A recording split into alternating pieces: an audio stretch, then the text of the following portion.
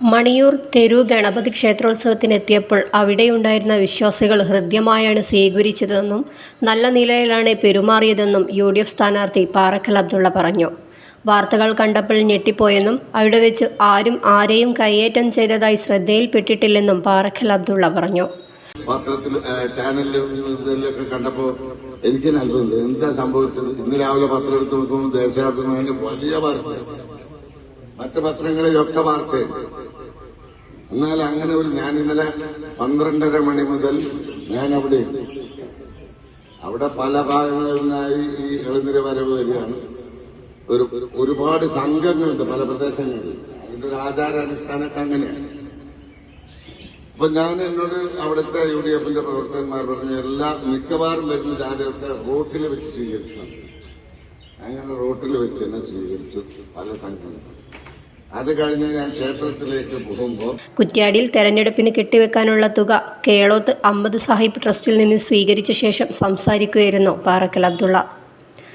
ശനിയാഴ്ച ഉച്ചയ്ക്ക് 12 മണി മുതൽ 2:30 വരെ മണിയൂർ തെരു ഗണപതി ക്ഷേത്രോത്സവത്തിൽ താനുണ്ടായിരുന്നു. അവിടെ പല സംഘങ്ങളായി ഭക്തർ വന്നുകൊണ്ടിരിക്കുകയാണ്. അവിടെയുള്ള പ്രവർത്തകർ എന്നെ റോഡിൽ വെച്ച് സ്വീകരിച്ചു. പിന്നെ ഉത്സവം കണ്ടു, ഭക്ഷണം കഴിച്ചു, സന്തോഷത്തോടെ പിരിഞ്ഞു. ഇതിനിടയിൽ LDF സ്ഥാനാർത്ഥി വന്നിരുന്നു. ആ സമയത്ത് ഒരു അപശബ്ദം പോലും അവിടെ ഉണ്ടായിട്ടില്ല. പിന്നെ എന്തുകൊണ്ടാണ് ഭക്തരെ തെറ്റിദ്ധരിപ്പിക്കുന്ന വിധം സ്ഥാനാർത്ഥിയും മുന്നണിയും പ്രസ്താവനകൾ ഇറക്കിയതെന്ന് അറിയില്ല. മണിയൂർ പോലൊരു സ്ഥലത്ത് CPM MLA കയ്യേറ്റം ചെയ്താൽ അവർ വെറുതെ വിടുമോ എന്നും പാറക്കൽ ചോദിച്ചു. നിങ്ങൾ ആലോചിക്കേണ്ട, മണിയൂരിൽ നിന്ന് ഒരു CPMന്റെ MLA തല്ലി അല്ലെങ്കിൽ ആക്രമിച്ചാൽ ഞാൻ അവിടെ ഉണ്ടല്ലോ, എന്നെ വെറുതെ വിടുവോ? വിടുവോ? ഞാനുണ്ടല്ലോ അവിടെ സ്പോട്ടിൽ. ഒരു ഇലയാനെന്ന ശബ്ദം പോലും ഉണ്ടായില്ല. ഇതൊരു കാരണം ഈ സ്വീകാര്യത കണ്ടപ്പോഴുള്ള വിരളിയാണ്. കാരണം ഈ സ്വീകാര്യത മുഴുവൻ CPM അണികളിൽ നിന്നുണ്ടാവുന്നതാണ് എന്നൊരു കൃത്യമായ ബോധ്യമുണ്ട്. സംസ്ഥാനമാകെ ഭരണവിരുദ്ധ തരംഗം ആഞ്ഞടിക്കുകയാണ്. പഞ്ചായത്ത് തിരഞ്ഞെടുപ്പിന്റെ തുടർച്ചയാണിത്. അതിനെ മറികടക്കാൻ എന്ത് വഴിയും LDF സ്വീകരിക്കും. അതിന്റെ തുടർച്ചയാണ് ഇപ്പോൾ നടക്കുന്ന സംഭവങ്ങളും. ഷാഫി പറമ്പിലിനെയും ഇതേ രൂപത്തിലായിരുന്നു CPM നേരിട്ടതെന്നും പാറക്കൽ പറഞ്ഞു.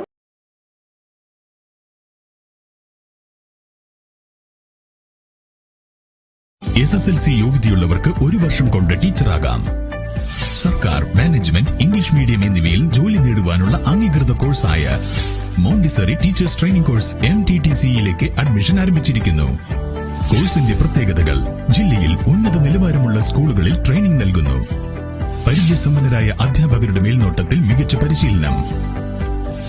ആധുനിക സൗകര്യങ്ങളോട് കൂടിയ മോണ്ടിസറി ലാബുകൾ.